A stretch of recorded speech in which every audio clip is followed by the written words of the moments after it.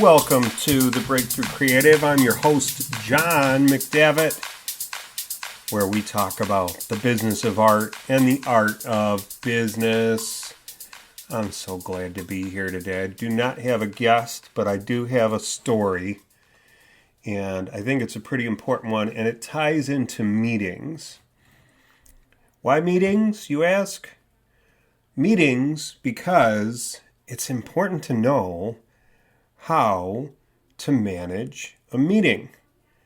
Managing a meeting can be the difference between walking home with extra work or walking home with no work.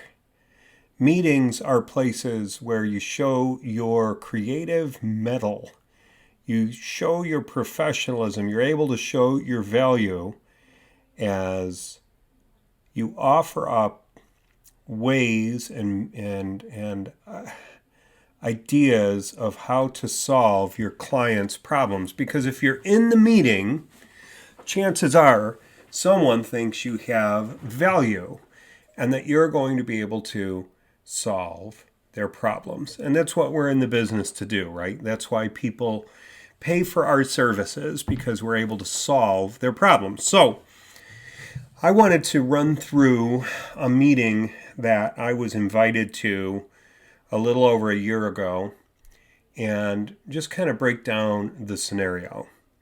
So I was contacted by a client of mine that I've had now through a couple of different companies she has been through. And she's the kind of person, when I get an email from her or a call, I'm pretty happy, because she is a really good client to work with, and she's as good or better a person.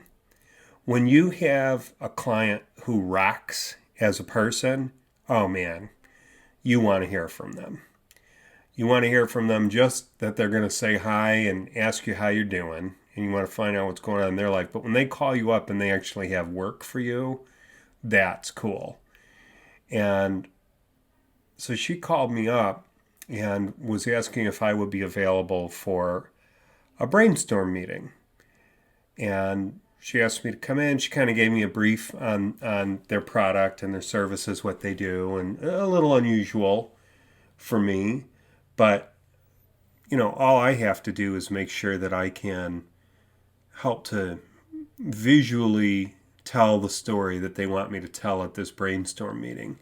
Meaning they were going to have a whiteboard there, and as they worked through all of the details, I was going to kind of capture the important information and draw it up, and then we'd have something to reference at the end of the meeting, or even as we were going, almost like a visual stenographer, so that, they would have a clear picture of what they were working with. And it was a half-day job, and I gave them my quote, and she accepted, and the date was set. And so I put it on my calendar, and I was really looking forward to the day. So the day came. I made sure I got up there 20 minutes early. I had a little bit of research to do beforehand. So the week leading up to it, I did a little bit of looking at things online and visited a couple of locations. And then I went to their offices and was greeted by my friend and client, and we caught up for a little bit. That was really cool. And then I asked, is there anything I need to be aware of for today? And she said, no, we've got an opportunity to brainstorm and share some new ideas and concepts and possibilities for a major client of ours. And so we're going to brainstorm that, and that's what we need your visuals for. So that was all good. So I'm in a big boardroom, big giant table. I take a seat. I asked my client, is there anywhere I shouldn't sit? You don't want to be sitting in the wrong spot or at the head of the table, or find out later on, oh, the president always sits in that spot, and then, awkwardly you've got to move, or maybe more awkwardly you stay where you're at. That would be bad. So everybody starts coming in, and you can tell they've been kind of working on other stuff in the morning already, so they're shaking out the cobwebs. And it's time now to get into the meeting. She introduces me to everyone, and they all introduce themselves to me. And I'm really bad with names. I try to be good with names, but I guess that's what business cards are for. Not everybody had business cards, so I just kind of made a couple of notes on the paper in front of me. And I shown up prepared. I had my computer, I had my markers, pencils, I had a stack of paper with me because I didn't know how much drawing I would be doing in front of myself. Right in front of me at the table as opposed to on the whiteboard.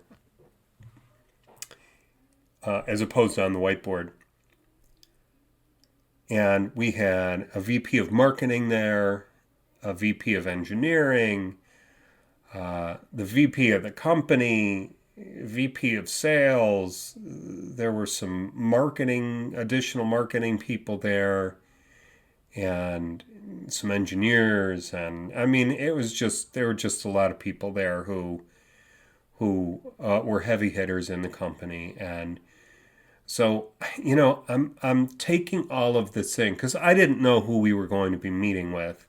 But when you start to see that you're sitting with the VPs of the company, these are the decision makers. Now, every meeting is important, but this meeting was very, very important that all these people had taken time to gather together. And so there was a little bit more energy in the room for me that morning.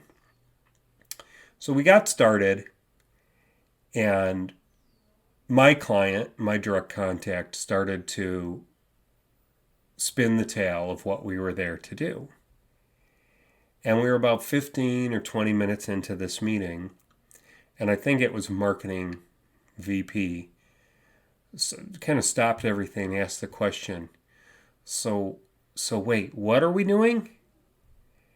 And man, that was a big flag for me. It wasn't a red flag because I didn't get the sense anybody was upset or confused. It was just a question to bring clarity to the situation. By the way, I haven't been drawing anything to that point.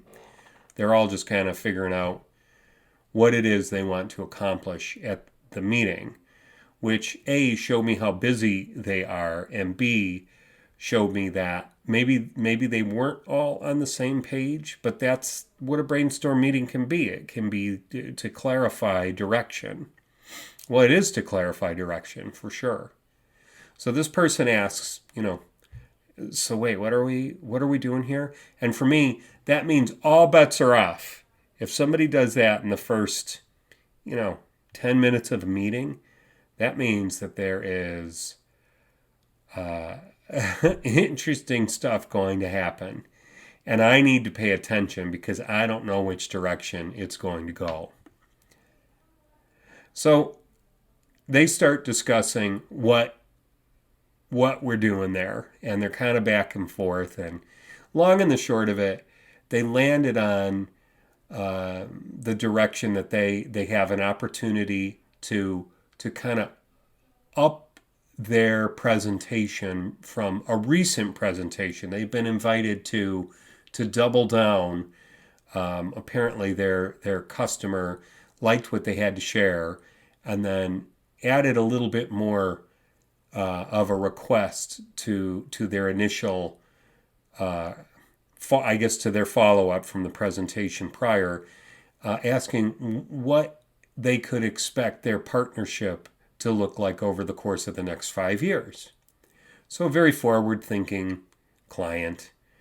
And now my client needs to be forward-thinking too, and they have an opportunity to present ideas that are going to further solidify the relationship with their client, or maybe not if they don't like the ideas. So, but they have the opportunity, so that's always a wonderful sign. So they started in the meeting to brainstorm some ideas of what they would do with their product. And I'm not getting into the nitty-gritty or the details of the product because it's neither here nor there, and I don't feel like I could share the information, the specifics. It would be inappropriate. So forgive me for that. So at some point, my contact, my client, says, well, why don't I get up and start taking some notes? And I told her, no, why don't I get up and start taking some notes? Because I don't know now what is going to happen in this meeting. I have no idea. And I don't want them to be frustrated writing me out a check for work I didn't do that morning, even though I was there to brainstorm for them, even though everything changed. So I'm at least going to get up and be a glorified note taker. So they start running through scenarios, and I'm kind of picking out information that I believe is important, and I'm writing it down on this. I guess it wasn't a whiteboard that was there. It was like a big poster board. So I'm writing information down on poster boards, and then we're tearing the sheet off after I fill it, and we're putting it up on one of the walls behind one side of the boardroom table. And as I'm doing this, there's times where I am drawing some things, and then I realize I don't understand everything that they're actually talking about. So I start to ask questions, and I don't really care if I look like a dummy or not. It's irrelevant. If somebody thinks I'm stupid because I don't understand what they're talking about, I can't handle that or help that. That's not my issue. My issue is I need to understand what it is my client needs. And many times that means I need to understand what it is my client does or what we're in the process of doing and trying to create. So this actually ended up being a bonus for all of us, because the questions I asked didn't just bring me clarity so that I could understand what it was they were doing and then take appropriate notes and make appropriate drawings. It helped to have someone there who didn't understand what they were doing to ask questions to kind of lead the direction of the meeting. So the questions I asked were actually helping them to clarify the direction that they wanted to head in, or the direction that they ended up heading in. And so that was my job. I was steering the meeting by asking questions, taking notes, and drawing imagery, because the imagery was important to them. So what was a half-day meeting actually turned into about a 7-hour meeting. I don't think I left there until 2. We stopped and we had lunch together. And by the time the meeting was done, what had been a half a day's worth of work for me turned into almost a full day's worth of work, which meant, the bill was going to be higher because I'd been there serving them. But it turned into something more than that. My contact knew what I could do. She knew my abilities. The other people in the meeting did not. But as the meeting progressed, they saw more and more what it was that I could do, how I brought visual clarity to the information that they were brainstorming, that they knew they would need to communicate to the client. And so I was asked if I could create images for 5 stories about 5 new products and services they wanted to offer to their client that would help to communicate how they were going to step into the future 5 years with the client to serve them and to help them generate income. And they wanted to show these images in a Mad Men style presentation. So almost like an old-time advertising presentation where there are drawings and there is a story that is told, and then the drawings are kind of flipped down. And we didn't actually end up flipping down the drawings, but I did end up with a week's worth of work out of that turned into, it was 14 times more of an invoice than what it would have been if I had just been there for the half a day. So it was an amazing meeting, and that I I got to help uh, plan and brainstorm and then plan these stories and how it was we were going to communicate to their client. And then I got the work. So it was just this incredible bonus. So it's really, really important if you can learn how to manage a meeting and understand where you bring value, and maybe more important than that is to be able to actually spot the moments where you can express your value. You don't always express your value by saying audibly, hey, this is where I'm valuable. Sometimes you do. Sometimes you say, hey, by the way, you might want to do this, and I can do this for you if you didn't know. But oftentimes, I think it almost goes unsaid or untold as you're kind of sitting on the side sketching. This is how it is for me. So I'm sitting there sketching, and they see my mind working. They see how I'm working. They see what the output is, and then they trust me because I understand them. So in a meeting, you get an opportunity to express your value, to express your understanding of your client's pain points, meaning what they need, what their problem is, and then the solutions for those problems. And you can even express your value through multiple ideas, and they don't all have to be the answer, but the client gets to see that, oh man, you're able to think about things in 3D.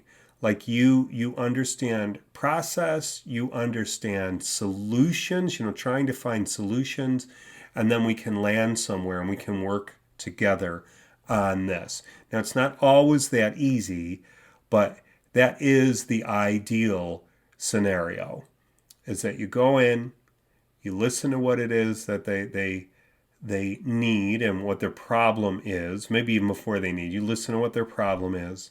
You hear what it is they think they need, and it may be what they need if they when they ask you for that, but it is not always what they need. And when I find myself in the situation where the client has asked me for something specific, but I don't think it's what they need, I will ask them if I can make a suggestion, and they usually always say yes. And I will then suggest that there's another solution to their problem, and it may actually be the fix that they really need. And then if they tell me, well, I get it, but there's some other information you don't know, or they just decide that they want to do it the way they've decided is the best way to go, I usually go with that unless I have some, really strong reason as to why I wouldn't. And that's their call. And so I need to remember that I'm there to serve them. I am in the service business, and I want to help my clients. I want to help them finish their projects, and I want to do that to the best of my ability. And I want them to be successful because then I'm successful. So meetings are important. Meetings are the lifeblood of the work that we do. And whether you are a visual artist, you are a musician, you are a dance instructor, whatever it is you do, there are meetings to be had with clients that will make or break your relationship with that client. Whether it's an individual, whether it's a big corporation and you're sitting in a boardroom, there are skills to be learned to manage a meeting. So I hope this was helpful. It took a long time for me to develop the professional skills and the soft skills. You've heard soft skills before. Soft skills are relational and kind of noticing cues in the room, and it's kind of like reading the room and knowing what's really going on, or the subterfuge, the reading between the lines of what's going on in the room. And when you can do that, meetings just become much easier, even if they're really challenging meetings. You have the skills to navigate your way through them, and ideally walk away with the work that the client had for you and maybe more. So For the Breakthrough Creative, I'm your host, John McDavitt.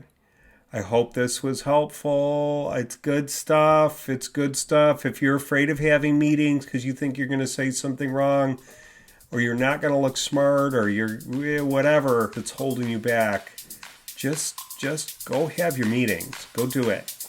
Keep your head on a swivel. You're going to learn the stuff that you need to learn as you do it and walk through it. But that's the only way to really learn. You've got to experience that.